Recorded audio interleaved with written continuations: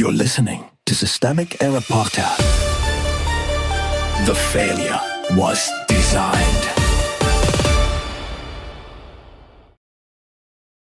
This group Trump is trying to silence could hammer him in the South. Report, based on an article by Matthew Ross.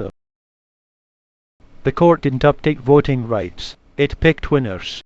Power war or roll. The actual power in the story sits with the conservative Supreme Court supermajority and the political coalition that put it there. Trump did not merely benefit from that arrangement. His court has now helped strip away the legal protections that once constrained racial vote dilution. That is the center of gravity here, institutional power using doctrine to rearrange electoral power.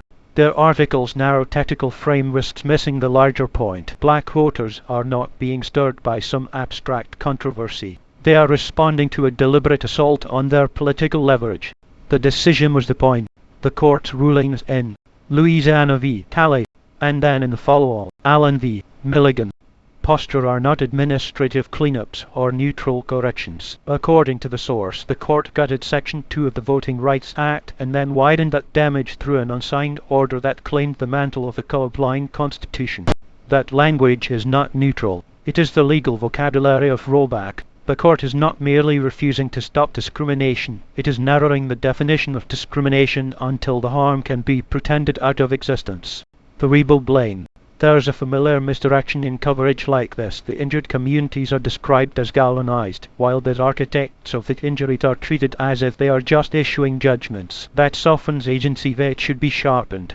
The source makes clear who enabled the outcome. The court did. The conservative supermajority did. It used an unsigned, substantively thin order to extend its own previous ruling and remove what remained of constitutional protection against discriminatory voting practices. That is not confusion. It is method. Black voters are not the plot twist. The political reaction matters, but it is not the main event. Democrats and operatives may see turnout gains in districts where black voters make up significant shares of the electorate. Fine. That is a tactical consequence, not a moral counterweight.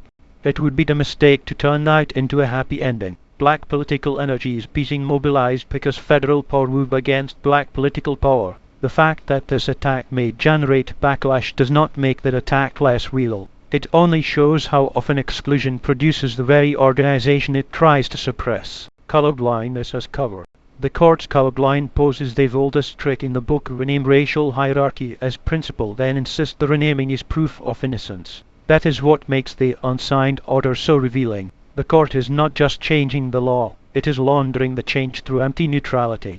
This is the broader pattern. Authoritarian politics rarely announces itself as authoritarian. It arrives as procedure, doctrine, and solemn talk about universal rules while it strips specific people of actual power. The language stays clean. The consequence does not.